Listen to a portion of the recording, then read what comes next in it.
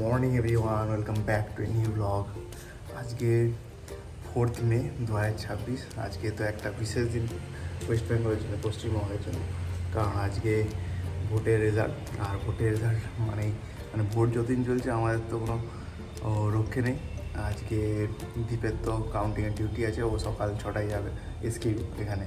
আর আমাকে কালকে রাত্রের বেলায় বলেছে আমাকে যেতে হবে মানবাজার, তো আমি মানবাজার যাবো সকালবেলাতেই। আমিও 6টার সময় বেরিয়ে যাবো, দীপও বেরিয়ে যাবে। ভাগ্যিস আমাদের মাসিকে আমরা বলে রেখেছিলাম রাতে থাকার জন্য আমাদের বাড়িতে, তার জন্য সুবিধা হয়েছে, নাহলে তো খুব অসুবিধায় পড়ে যেতাম দুজনকে যেহেতু হঠাৎ করে বেরোতে হচ্ছে। আর তার সাথে দীপ ওর মাকেই রাতের সাথে সাথে ফোন করেছিল 11টার সময় যে সকালবেলায় চলে আসার জন্য। তো রাঁচিতে আসবে, রাঁচি যে ট্রেনটা আছে তাতে আসবে। পিউ ভেবেছিলাম আমি থাকবো ভেবেছিলাম, তো আমি থাকলে পিউ স্কুল এগুলো হতো, কিন্তু আমি যেহেতু থাকছি না তাহলে পিউ স্কুলও হবে না। দীপের তো মোবাইলও বন্ধ, মোবাইল নিয়ে যেতে পারবে না। আমি যদিও মোবাইলটা নিয়ে যে সেন্টারগুলো আছে মানে কাউন্টিং সেন্টার, তার বাইরে আমাদেরকে থাকতে হবে। তো তার জন্য আমরা মোটামুটি সকাল সকাল এখন রেডি হয়ে গেছি। এখন ঘুরিতে পারছি সকাল 5:30। দীপও মোটামুটি রেডি, দীপ হয়তো অফিসের গাড়িতে যাবে, আমিও অফিসের গাড়িতে যাবো, ওয়েট করছি। আর পিউ তো ঘুমোচ্ছে, পিউকে এখন ঘুমোতে বলেছি মোটামুটি, যতক্ষণ ঘুমোই, নাহলে তো উঠলেই শুরু করে দেবে দুষ্টুমি। এখন মেঘলা একটু আকাশ করে রেখেছে, একটু ঠান্ডা বাতাস বইছে।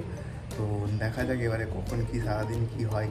আজকে তো খুব একটা ভাইটাল দিন, দেখা যাক কি হয় সারাদিন। এখন তো ঘুরতে পারছে দুপুর 2টো, পিউর খাওয়া দাওয়া কমপ্লিট। আর আজকে আমি সকালে তো বলেছিলাম আমি দাঁড়া না বলছি তো দুষ্টুমি না আমি দেখাচ্ছি, দাঁড়াও তুমি দূর থেকে দেখাবে। তো দুষ্টুমি করছে।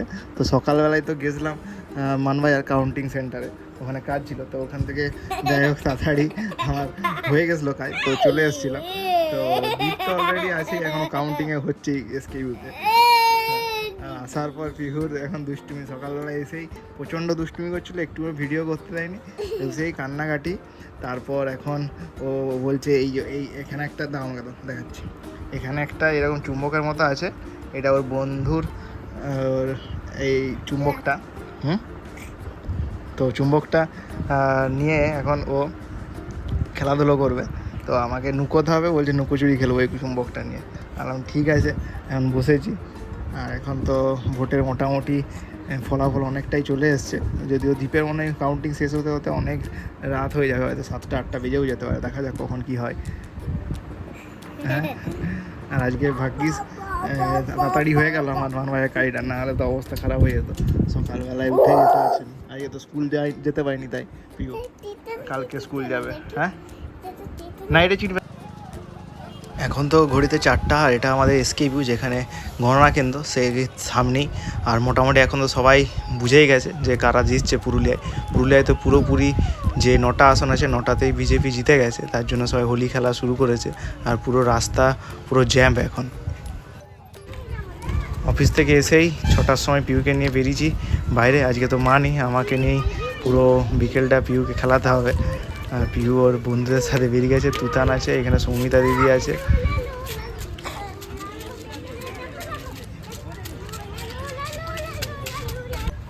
পিউ রাত হয়ে গেছে, এখন তো বাজছে সন্ধ্যে 7টা, সেই বেরিয়েছে 6টার থেকে।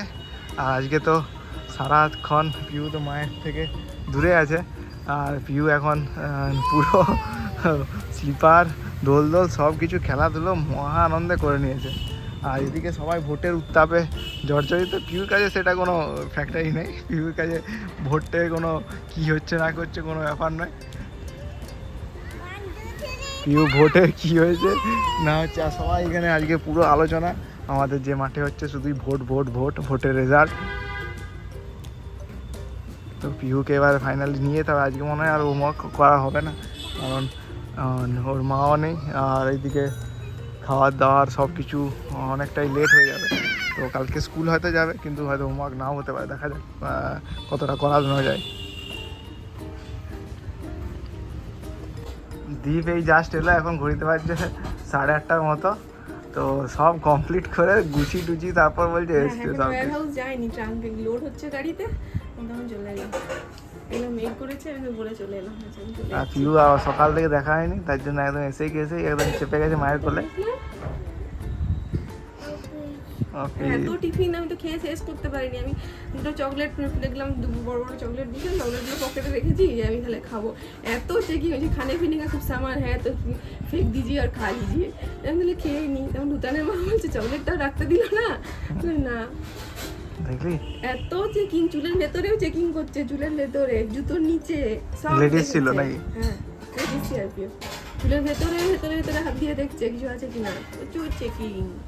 তো দীপের এটা ফার্স্ট টাইম হয়ে গেল, এটা একটা এক্সপিরিয়েন্স, একটা কাউন্টিং হলে একদম ভেতরে আমি ঢুকলে, ভেতরে ঢুকলে তো স্ক্যান করে, এটা আমার তো ওইটা ওই ঢোকার আমার ইয়ে নেই। তাহলে কি কাজ ছিল? আমি স্ট্রং রুম থেকে ইভিএম বার করছি গুন নিয়ে করে, আবার ইভিএম যাচ্ছে স্ট্রং রুমে, স্ট্রং রুমে ডিরা নিয়ে যাচ্ছে, আমি দেখে দেখে বার করে দিচ্ছি, বলে দিচ্ছি কোনগুলো নিয়ে যাবে। আবার যখন ফিরছে দেখে দেখে রাখছি। আর আসার সময় ভিভি ফ্যাট যেটা হয়, স্লিপগুলো থাকে, যারা ভোট দেয় তাদের ভোটের যে স্লিপগুলো যেমন হয়, স্লিপগুলো লাস্ট সব কাউন্ট হয়ে যাওয়ার পর, রেজাল্ট বেরোনোর পর সেই স্লিপগুলো বার করে একটা খামে ভরে সিল করে ওগুলো রাখতে হয় আলাদা করে। আর ভিভি প্যাড, ইভিএম সমস্ত মেশিন আবার ট্রাঙ্কে করে ভরে ওয়্যার হাউসে চলে যায়। অতটা পর্যন্ত আমাদের কাজ শেষ অবধি। তো আমি ট্রাঙ্কে লোড করা পর্যন্ত করে এলাম, মানে আমাকে করতে হয় না, আমি শুধু ইনস্ট্রাকশন দিয়ে দিলাম, এবার ওরা করলো, আমি চলে এলাম। তো আজ এবার আমরা রেস্ট নেবো একটু, আবার কালকে দেখা হবে একটা নতুন ব্লগ নিয়ে। সবাই ভালো থাকবেন, সুস্থ থাকবেন, টাটা বন্ধুরা।